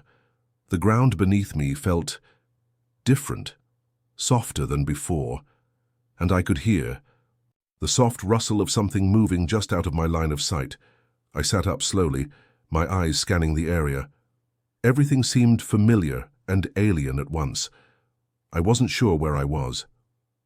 The fog had parted, revealing an unfamiliar landscape, a barren field that stretched endlessly in every direction, punctuated only by dead trees, their twisted branches clawing at the sky. The horizon was bathed in an eerie light that I couldn't explain, like the sun had risen too quickly, casting an unnatural glow on the landscape.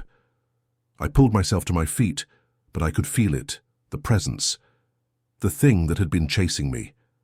I couldn't see it, but I could feel it, like a shadow that hovered just beyond my reach, creeping along the edges of my mind. It was as though the world itself was holding its breath, waiting for something. What did it want from me? The memories of the creature, the bodies, and the whispers flashed through my mind, but I shoved them down. I needed to focus. I had to get out of here. The place was wrong. Everything about it screamed wrong. It wasn't just the fog, the dead trees, the whispers in the air. It was something deeper, something that crawled under my skin and into my bones. I moved forward, cautiously, my eyes darting to every corner of the field. The further I went, the more the air felt heavier, like it was filled with a kind of static, something waiting to snap. And then, as if my worst fears had heard me, I saw them. The figures. They were standing along the edges of the field, spaced, out as though they were waiting for something, waiting for me. They were the same ones I'd seen before, their gaunt faces hollow, their bodies bent at unnatural angles, eyes gleaming like glass. They weren't walking now, but instead they were watching, just standing there. I froze in place, my blood turning to ice. Every instinct screamed for me to run, but my legs wouldn't move. My mind was screaming, "Run, get out of here," but I couldn't tear my gaze away from them. Something was pulling me toward them, an invisible thread, like they were calling me. The whispers had started again. Low, unintelligible, but filled with a kind of sorrow, a collective grief that felt like it was being forced into my ears. I backed up, my breath hitching in my throat. My heart was hammering again, the sound deafening in my skull.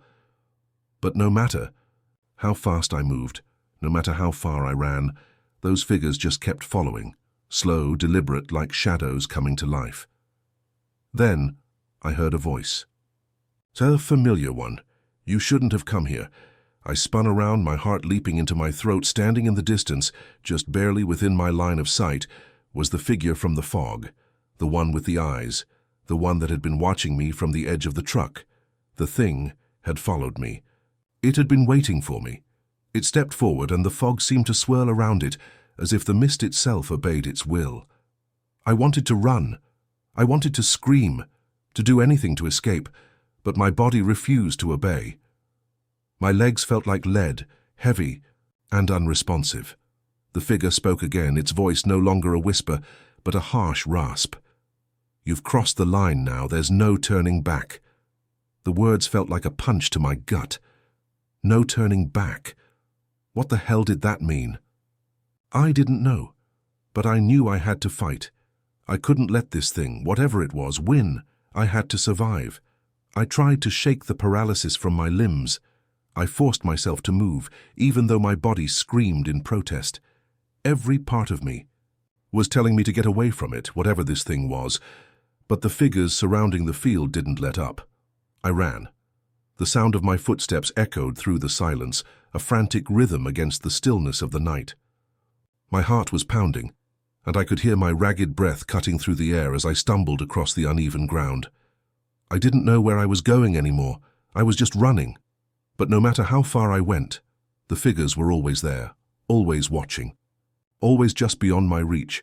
And then I saw it. A road. It wasn't much, just a thin strip of asphalt cutting through the field, its edges crumbling and overgrown with weeds. But it was a road, a way out. I ran toward it, not caring that the fog was beginning to creep back in, not caring that the figures were closing in on me. The road was my only chance, and I wasn't going to let it slip away. I reached the road and collapsed, my knees giving out beneath me. I gasped for air, my chest heaving as I tried to steady myself. I wasn't sure how long I lay there, staring up at the sky, the moon barely visible behind the thickening mist. And then, just when I thought I was safe, I heard it. The truck. The rumble of the engine. It was back. The truck that had started all of this. The truck that had carried the bodies. The truck that had led me here to this place. The sound grew louder, closer, and I knew that it wasn't just the truck that was coming, it was the driver, the one who had set me on. This path, the one who had dragged me into the fog and the madness, the truck was coming for me, and I didn't know if I could escape this time.